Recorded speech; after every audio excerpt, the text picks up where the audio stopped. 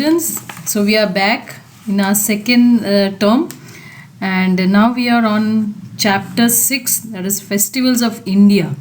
I'm Rina Rosario, and now we'll be continuing with the GK with this chapter. We all know about the festivals of India. India is such a country where you can see so many different festivals because we have so many different religions in this country, India. So it's a unique country, India, with so many festivals. So let us now see which are the different festivals that we celebrate in our country, India.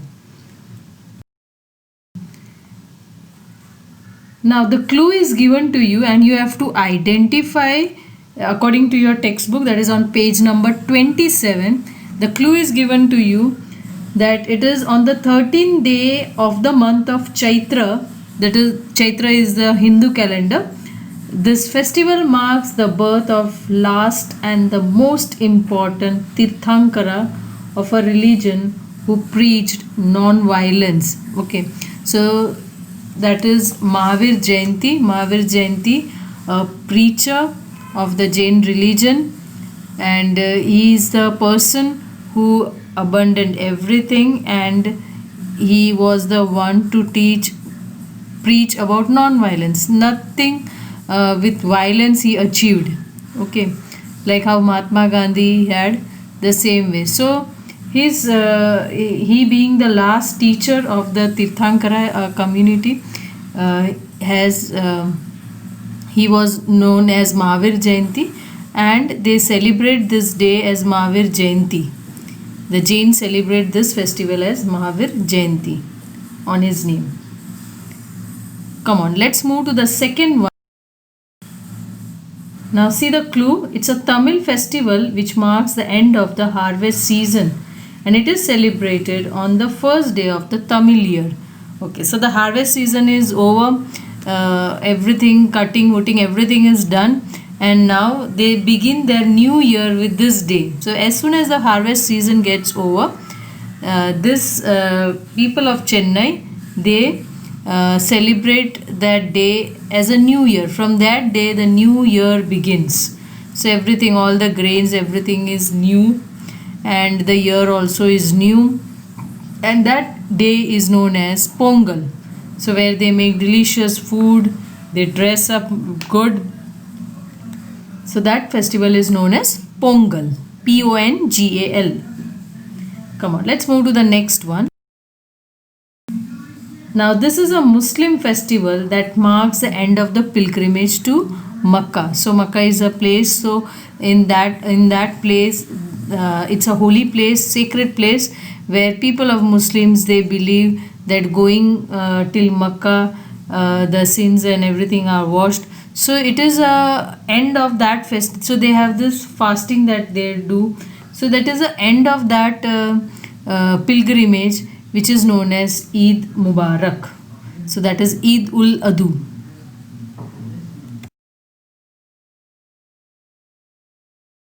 Now the next one is a 3-day carnival which is celebrated in this state before the season of Lent starts for Christians. So Christians, the Lent starts means after Christmas, then is the next season, that is the Lent season. The Lent season is about the death of Jesus. Okay, so just before this Lent season begins, just 3 days before, in a particular state, there is a 3-day carnival. You can see how the pictures are put, how they dress up themselves, and then they welcome this, they celebrate this day.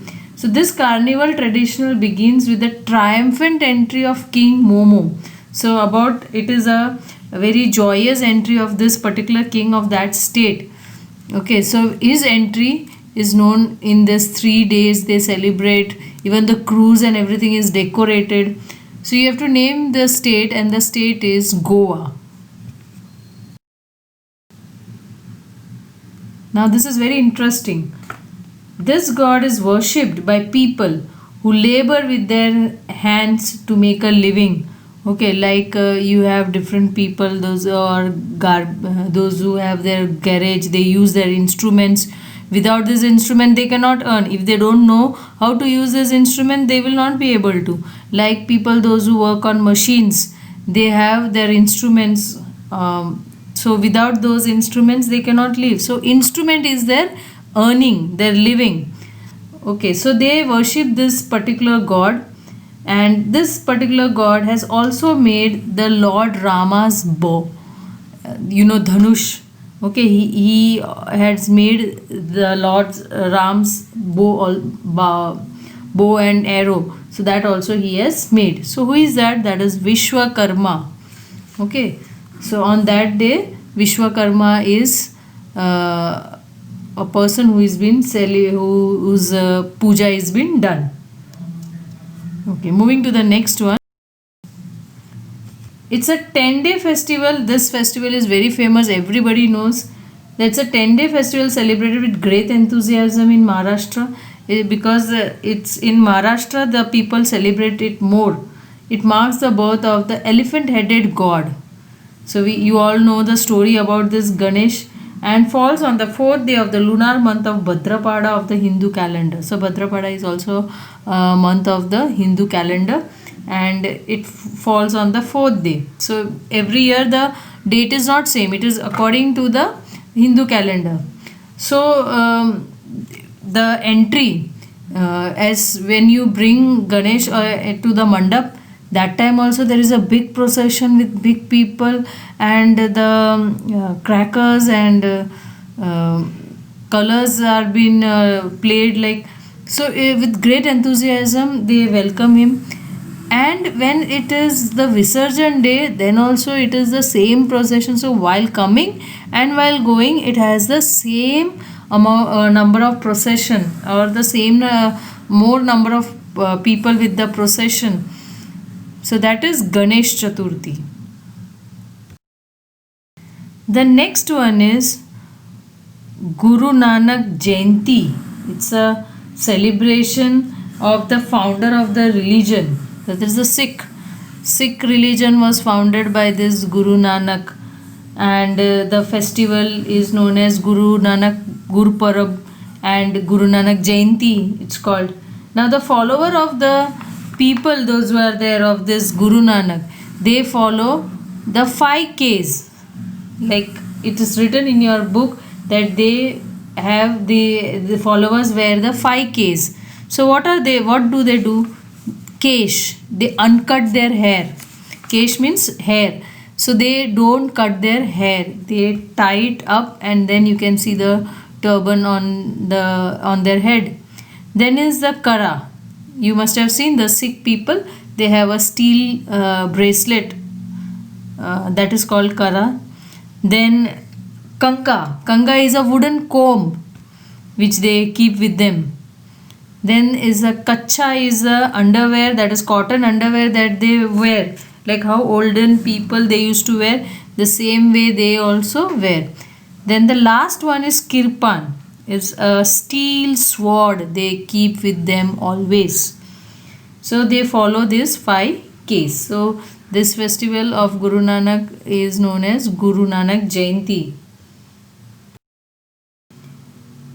In India, in North India, a ritual, so you must have all celebrated Makar Sankranti, that is Uttarayan, you must have celebrated. It is also known as Makar Sankranti. Now Makar Sankranti, it is known as in northern India. Here we know it as Uttarayan. So in northern India, there is a ritual on this day that you have to bath in a river.